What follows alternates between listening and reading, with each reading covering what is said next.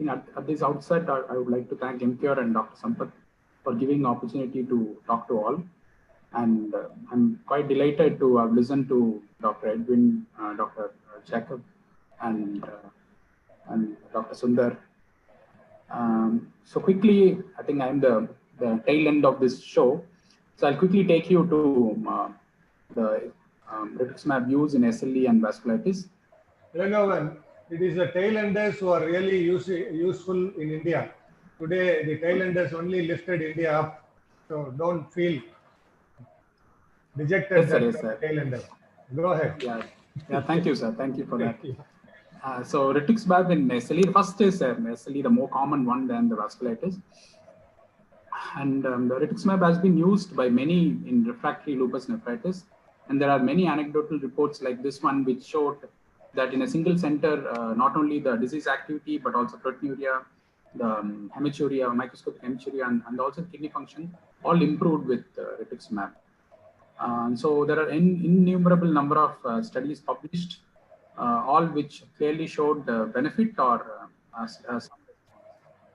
so much so that the EULAR and other people looked at rituximab as an induction agent in even less severe ones, like not only in refractory but also in moderate to severe active SLE. And this exploratory trial, mostly non-renal patients, where they've showed that there was no significant difference between placebo and rituximab in primary and secondary endpoints. So the whole world, which was looking up to this, it was sort of an anticlimax that it didn't contribute much. So then more renal specific trial, the LUNAR trial, looked at the role of rituximab in SLE induction therapy. Again, here also, the conclusion was that rituximab therapy led to more responders, greater reduction in anti-dsDNA C3, C4, but however, it did not improve the hard endpoints like partial remission and complete remission. And the combination of rituximab with MMF and steroid did not result in any new or unexpected safety signals. So that was something, at least a take-home point, where that's good news about it, that it did not contribute to side effects. But sometimes good things don't come out when the methodology. In fact, when I tell anybody who want to do a research work, is that it's only the methodology that's the hero of any trial, and you get it wrong and you get the wrong result out. And I think LUNAR has some things positive, positive to take, even though the complete renal remission, partial renal remission was no different with rituximab versus placebo. But and also other secondary endpoints like proteinuria reduction in patients who had nephrotic range proteinuria, and the BILAG score, the SF36, none of that really was different in people who got rituximab. But I think what the take-home message here is that anti-dsDNA, the C3, C4, all were low in patients who got rituximab. That's some sort of an understanding or a signal we got. And more gratifying result, this is more of an exploratory analysis. This is not a predefined primary or secondary endpoint. So what they saw was at the end of 1.5 years, there was a significant difference in protein excretion. So what it probably tells us is that the immunological injury does not really, the prevention of immunological injury does not really translate into improvement in proteinuria. And it need not be. Like we all know that whenever we give modified Ponticelli regimen to a membranous, at the end of say 3-4 months, we really don't see the patient going into remission. There's only a minority of them go into remission in that particular period. But even after the completion of the therapy duration, we see a lot of them go into remission for the next few months. So we don't define treatment failure in that month when we stop the therapy. So there is a lag period between end of therapy and also remission. That's why all the trials always want to follow the patients even after the induction period is over. And I think here the rituximab did reduce the immunological damage, but did not translate into reduction in proteinuria in the time frame of study, that is 1 year, 6 months. And it did cause less renal injury after some time. So there's a little lag time. And so any trial which tries to say whether it's useful in organ preservation or mortality reduction should actually think about a longer period of follow-up rather than look at 6 months, 1 month, or even 1.5 years of follow-up. So there was significant reduction in improvement in complete and partial proteinuria response in people who took Rituximab. So that's a positive news. But then, as per the predefined primary endpoint, it was a failure. And sometimes meta-analysis throws more light than individual studies, however well done they are. So we are looking at refractory lupus, a 31 study meta-analysis which enrolled more than 1,000 patients. So the overall global complete partial response rates in these refractory lupus cases was gratifying, 72, 46, and 32 respectively, which is pretty good. And also, not only that, there was an improvement in SLE score, BILAC score. The prednisone dose was significantly reduced with the Rituximab treatment in both SLE with and without lupus nephritis. The proteinuria was lower in SLE patients and also patients with active lupus nephritis. The infection and infusion-related reactions were the most common side effect, and it was not too much. But so this again, the pictorial representation of what I said. So this first one shows the BILAC score is low in SLE and lupus nephritis patients. The SLE score is low in patients who got Rituximab. The dose of prednisolone was more achieved. The reduction was achieved more in Rituximab group, and also proteinuria was more in the lupus nephritis group.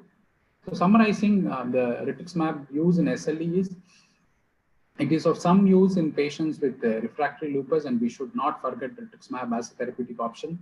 And it's definitely also should be considered in whenever we have serious lupus flare, and we need not always look at cyclophosphamide alone. Rituximab may be of some use in for faster prednisolone dose reduction. So that's what the people managed to do it both in LUNAR trials and as well as in the meta-analysis we found. The effect and also it may be an induction therapy, but then both the LUNAR trial could not, and RAVE trial also could not help us in that. But maybe a better trial design may tell that it may become part of the induction regimen. But as of now, they are not. The effect of Rituximab may be apparent after 18 months. So any trial which we may do in future should keep this in mind. The infection and injection-related adverse events are definitely there, but they are acceptable. Going on to the second half of the presentation, so Rituximab in vasculitis. So here it is much more defined, so much so that Rituximab is part of a standard of care for induction therapy in patients with life-threatening and organ-threatening vasculitis, and with a good quality evidence based on published literature. And Rituximab is better than cyclophosphamide in PR3 ANCA positive vasculitis. So that's what the RAVE trial the HADOC analysis showed. So we all know PR3 ANCA positive patients generally have more severe disease and more flares, and Rituximab group have fared better than cyclophosphamide group in this. And Rituximab is also useful in treating relapses. In patients who are on cyclophosphamide, we can use Rituximab, and people who are on Rituximab, we can use cyclophosphamide. And unlike cyclophosphamide, where we have cumulative dose problems, Rituximab, it may not be there as long as we monitor hypogammaglobulinemias and leukopenias. And as like Dr. Jacob showed to us, probably even a lower dose, we may get away with treating these flares. And also, Rituximab may become the standard of care for maintenance therapy also, because I use for primary antiphospholipid antibody syndrome, I use Rituximab 100 mg per once a year as maintenance therapy with absolutely no immunosuppression. They only get the other cocktail, but no immunosuppression. And similarly, Rituximab has been tested as maintenance therapy. And they, as per the EULAR recommendations, azathioprine continues to be the choice agent for maintenance therapy. followed by rituximab, then methotrexate, then microfenolate. Microfenolate is the least preferred as per the recommendations. Azathioprine gets 96% vote, and rituximab gets somewhere around 60%. Methotrexate and microfenolate less than that. And we all know that in RAVE trial, rituximab was alone used, whereas in the group which got rituximab for induction, and whereas cyclophosphamide group took azathioprine, and they had comparable relapse rates. So rituximab can be used as maintenance therapy. And again, this trial showed that when the cyclophosphamide and glucocorticoid regimen after the induction, people were assigned to rituximab on day 0, 14, and at end of 6 months, 12 months, 18 months, or daily azathioprine. And then it showed that rituximab, when used as maintenance at 6 months, 12 months, 18 months, the relapse rates were much less. The complications, adverse events were less. And so rituximab can be part of a maintenance therapy, and it's only 6 monthly injection. And of course, for refractory cases, cyclophosphamide or rituximab can be used. Whenever we are using this cyclophosphamide-based regimen, we have to switch to rituximab and vice versa. And the caution is we have to check around 15 to 25% of them can have hypoimmunoglobulinemia, and these are the people who are more likely to have severe infections. And so it has to be checked before we give the repeat dose of rituximab, especially when repeat dose are planned. And influenza, pneumococcal, zoster vaccinations, especially if zoster is available, I think we should put, because many of these vasculitis patients can be elderly patients also. So vaccination we shouldn't forget, and influenza vaccination does not cause flares. And ANCA titers B-cell measurement are useful only after 6 months after therapy. In the first 6 months, these measurements do not guide us therapy. And ANCA titers and B-cell measurement predict flares after the 6 months after.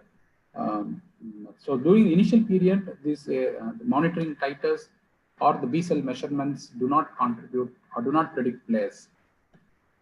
So summarizing, rituximab is useful for in vasculitis for induction, treatment of relapse, refractory vasculitis as a maintenance therapy, and it is better than cyclophosphamide in PR3 ANCA positive vasculitis.